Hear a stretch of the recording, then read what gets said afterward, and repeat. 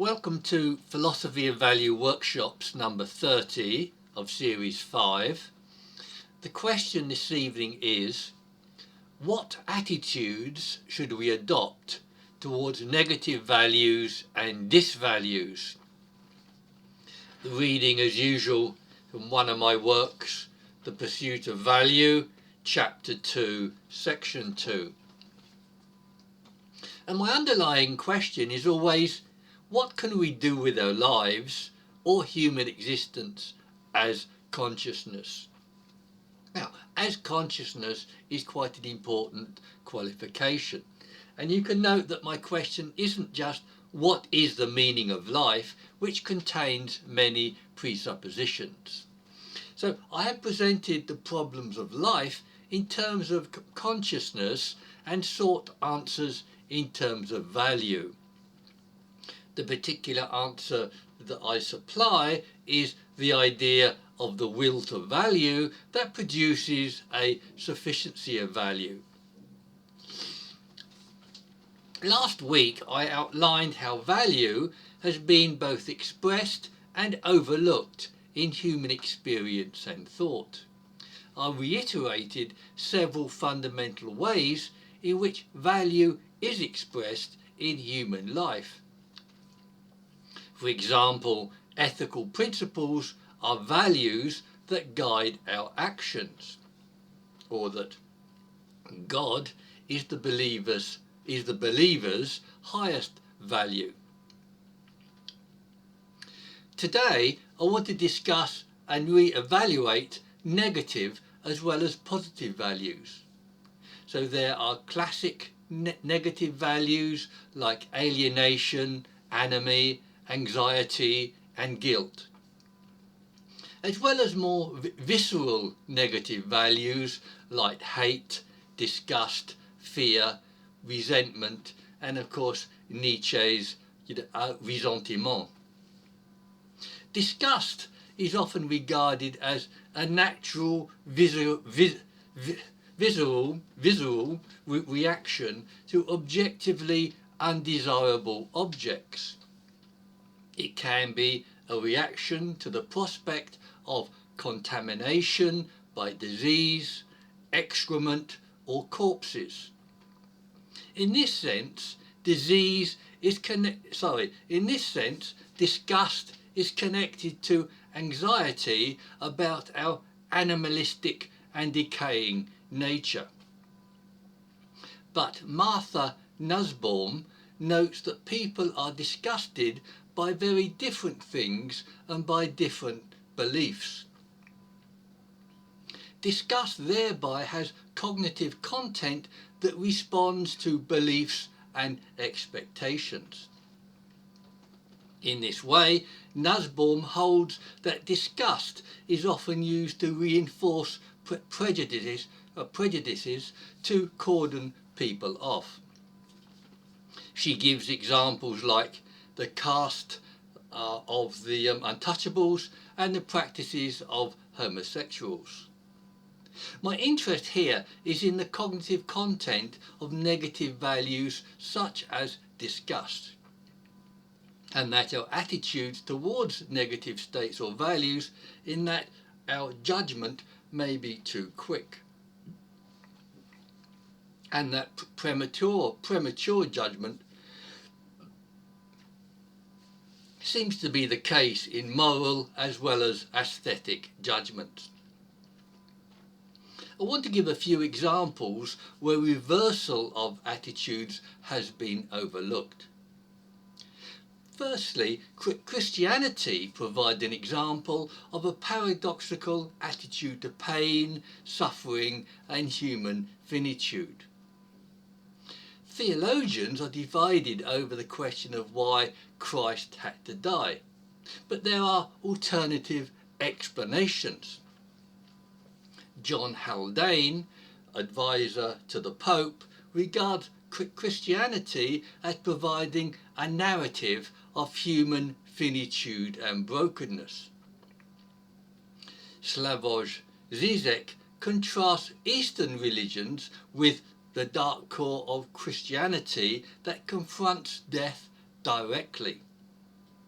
In my view, Christianity, as God made man, provides believers with a sanctification of human finitude. And again, paradoxically, Nietzsche is in partial agreement with this Christian reversal of attitude.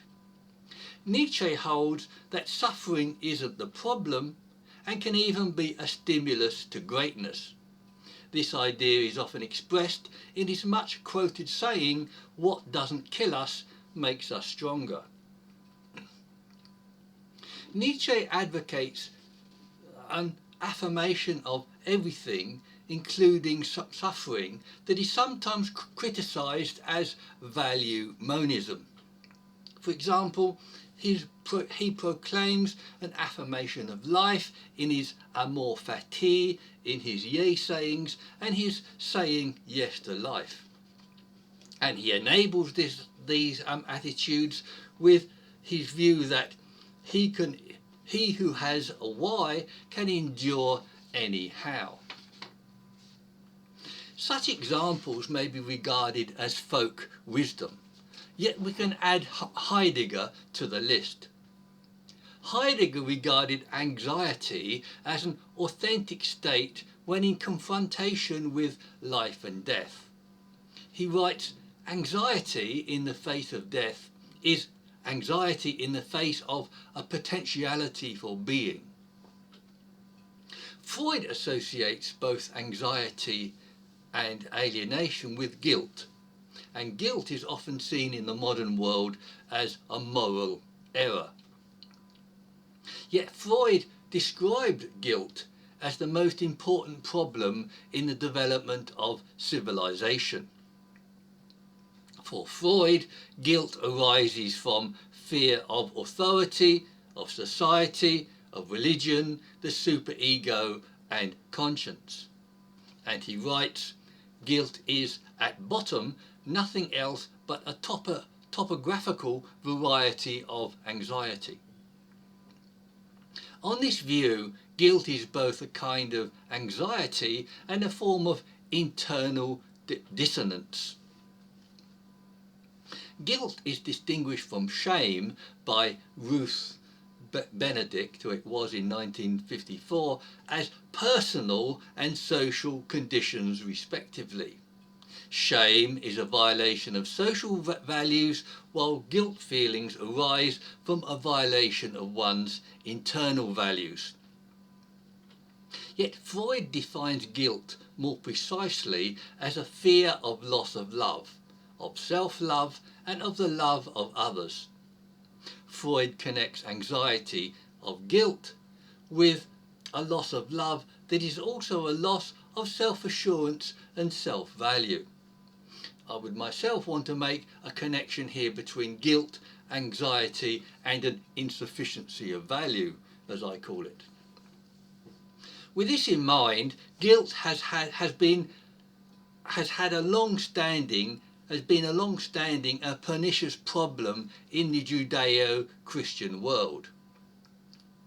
The Old Testament describes ritual sacrifice and a scapegoat that is sent into the wilderness. One goat is sacrificed, whilst a living scapegoat was released into the wilderness. Christianity offers a more substantial and pertinent appeasement for the resolution of guilt. Christ is both man and God, offering a human sacrifice and a God able to forgive sins. Christopher Hitchens ridiculed the idea that we are created to be sick and commanded to be well. That is, mankind is falsely conceived by himself, has falsely conceived of himself as both guilty and unable to help himself, and that mankind has thereby sought a divine saviour outside of himself to redeem himself. 2 weeks ago we discussed Nietzsche's view of aesthetic justification to replace moral and religious justification. Nietzsche wrote that every sufferer seeks a cause for his suffering. And Nietzsche sees religion making mankind the cause of his own suffering in his original sin. But Nietzsche finds this solution a greater problem that alienates mankind from himself. Alienation is central in existentialism, and a philosophical version of guilt can be found in Sartre's Bad Faith. Sartre presents bad faith as an attempt to escape from freedom and responsibility. But bad faith is a form of self-deception that incurs inauthenticity and alienation. Sartre illustrates what he means by bad faith in his notion of a spirit of seriousness. In essence, the spirit of seriousness is inauthentically taking subjective values as objective. Sartre gives many examples of this, like the judge who says that he has to condemn the man to death because he has no option. Yet Sartre believes in these cases that people do have options, yet the self-deception required by bad faith alienates the person from himself. Yet alienation is another ambivalent concept that must be both embraced and rejected at the same time. Alienation can be from society or from oneself, and again involves attitudes and values and not just facts. More specifically, reflective consciousness incurs forms of alienation that are both beneficial and harmful. Alienation from both self and the world is metaphorically expressed in the story of the fall in Genesis. That is, the Genesis story is a telling metaphor for the development of human consciousness and its capacities. People's eyes are opened, they knew shame, they knew good and evil, death, and were alienated from nature, from animals, and from God. It illustrates alienation from other conscious beings and from oneself. Alienation is again represented in religion in its central idea of God. The idea is that God represents our alienated selves as well as such view is held by Feuerbach, Freud and Jung. For Feuerbach, God is a psychological projection of ourselves that we do not yet know explicitly. With Freud, the superego is the father figure which dominates our wishes. Jung writes, we cannot tell whether God and the unconscious are two different entities. Note that God represents both beliefs about ourselves and our highest values from which we are alienated. Feuerbach captures this ambiguity in the words that knowledge of God is self-knowledge, and theologians agree that God is also the believer's highest conceivable value. The paradox here is that mankind both knows and mistakes himself, as well as both valuing and being alienated from himself through his belief and the idea of God. When discussing topics like alienation, we can note that Marx and Nietzsche make an interesting contrast. Karl Marx has no psychology, he emphasises sociology, economics and anthropology. Nietzsche emphasises psychology with little sociology, economics or anthropology. Freud is known for his psychology, but he has a lot to say also about sociology. Marx is known for his theory of work and the worker's alienation from the product of his work. He views alienation from one's work as a surplus product, as the basis of social class and division. Marx thereby offers us accounts of social alienation and alienation from oneself in one's work. Students of sociology will remember making contrasts and comparisons between alienation and anime. Anime implies social disengagement rather than the estrangement that we find in alienation. Yet again, I want to raise the possibility of ambiguous attitudes towards anime. The idea of anime originated in ancient Greece and was revived by people like Durkheim and Robert Merton in the early 20th century. The word anime means the absence of laws, rules, norms, values, or the lack of social integration. For Merton, most people strive after social goals, resulting in anime when access to those goals has been blocked. This results in either deviant behaviour, such as in rebellion or innovation, or in conformity, in retreat or ritualism. Anime isn't just a matter of acknowledging different conceptions of things resulting in physical behaviour. In Merton's view, the frustration of goals results in certain states of mind. States of mind like disengagement, depression, or the lack of motivation.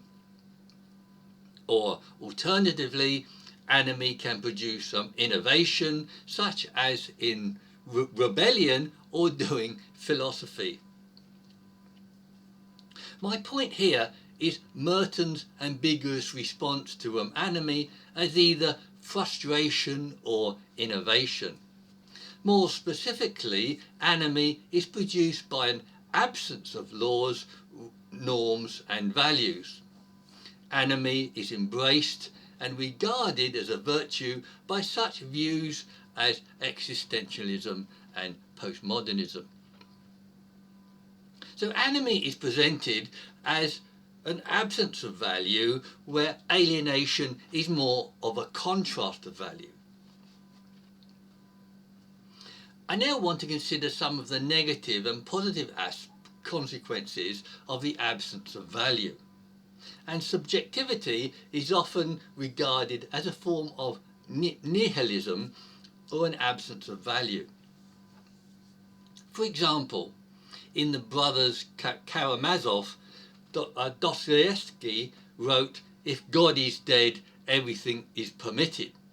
Slavoj Zizek replies, "If God exists, everything is permitted," evident in the immoral religious teachings that we find.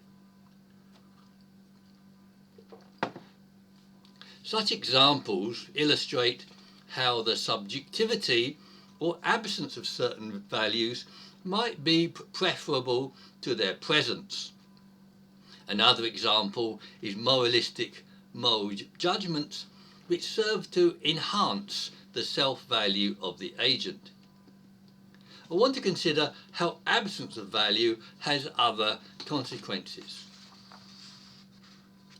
Nietzsche sought alternatives to moral values in experiences like aesthetics and sensuality. Nietzsche's Beyond Good and Evil doesn't endorse moral anarchy. It seeks a different way of calibrating human behaviour, as psychology and social science does in the modern world. Yet the subjectivity or absence of moral value implies that actions cannot be moral or immoral in themselves, then heinous actions like murder, rape or theft, for example, would not be objectively or intrinsically immoral. Yet they might still be considered as unethical on account of their heinous character and consequences. So we are still considering here different ways of assessing negative or absent values. Consider the ethical notion of justice and its dependence on rights as an objective value. The notions of justice, rights and objective values have all been strongly criticised.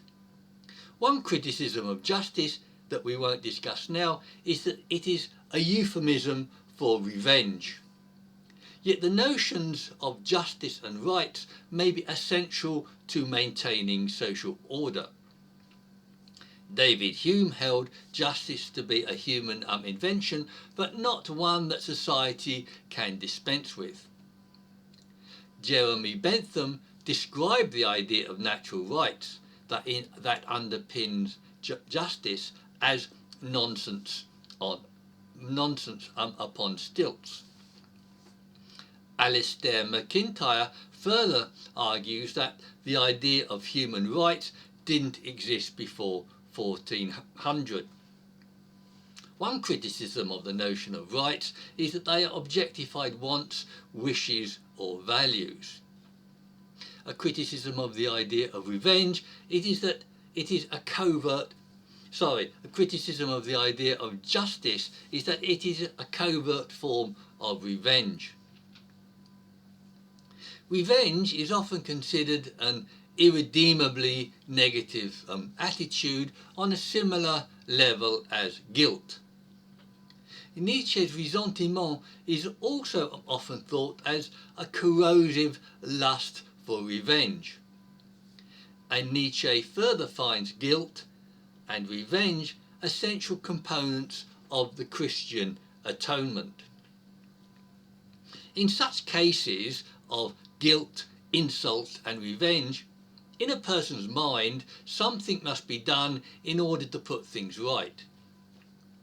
In Christian atonement, God himself dies to rectify the cosmic order. In the particular requirements of revenge, a price must be paid by the offender himself.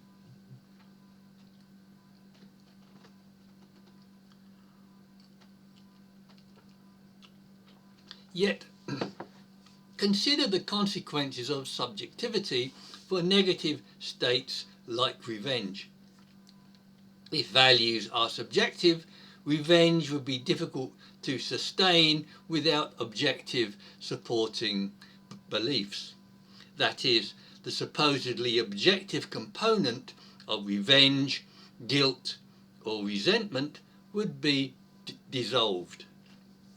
We are considering here the effect of an absence of values for the negative state of revenge. Incidentally, we may think it preferable that revenge and its motivating values did not exist. Yet there would be still a psychological component of revenge that would need to be, attended to. The issue is again of what attitude should we adopt to such resistant psychological components. Should it be moral condemnation, acceptance, reinterpretation or psychological therapy? We usually think of the presence of value as good and its absence as bad. Yet even in religion, thinkers such as Aquinas regarded evil as an absence of good. This seems to be another version of our theme of ambiguity towards the bad. So I want to consider value here as an absence or even a negative. The absence of something is often regarded as an essential aspect of something. Buddhists and others speak of an absence of attachment and the significance of the non-self. Hegel argues that non-being is necessary to the existence of being. For Sartre, consciousness or being for itself is a kind of nothingness, a lack or a desire for being. Sartre similarly describes value as the lacked and can both be and not be. That is, can exist and not exist at the same time. Well, we could argue about that for a long time. Yet Sartre seems to overlook the diversity of values that offers positive value states and experiences. For example, moral satisfaction, self-esteem, magnanimity, courage, or gratitude. Sartre's accounts may simply be disingenuous descriptions of absent objectives to be realised in the future. Yet there is something enigmatic about values which require absence to be accounted for. And it is with reference to value that an ambiguity of attitude seems to be the most relevant. For example, Chesterton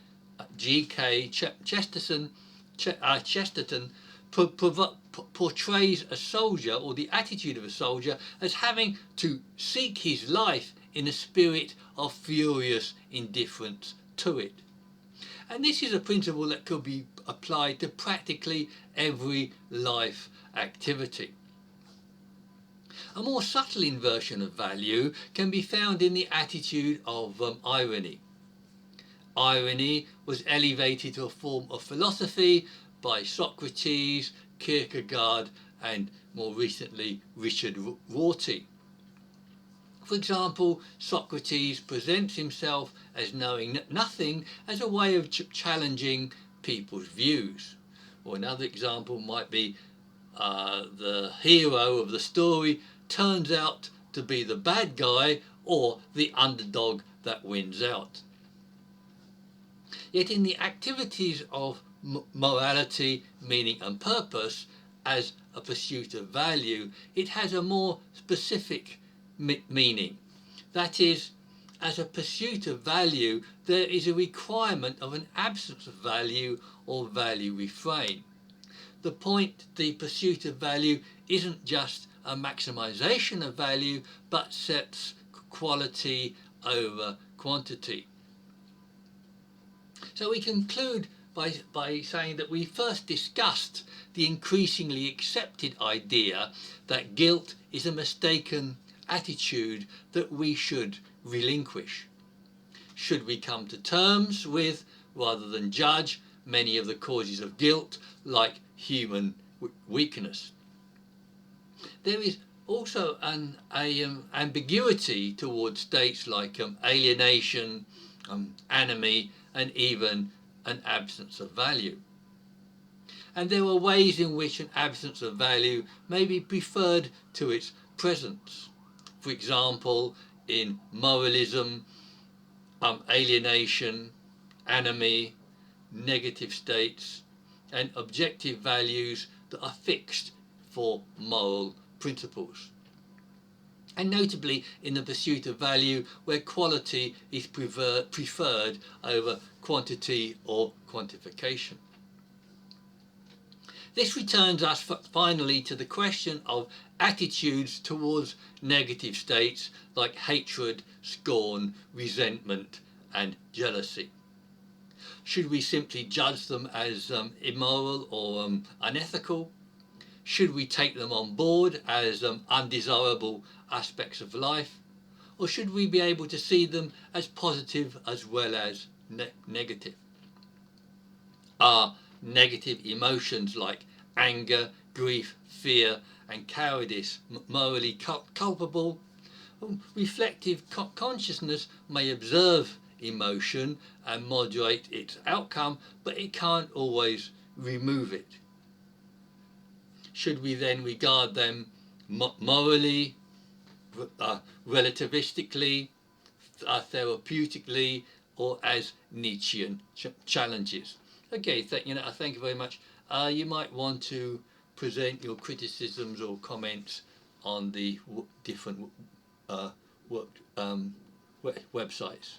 Thank you very much.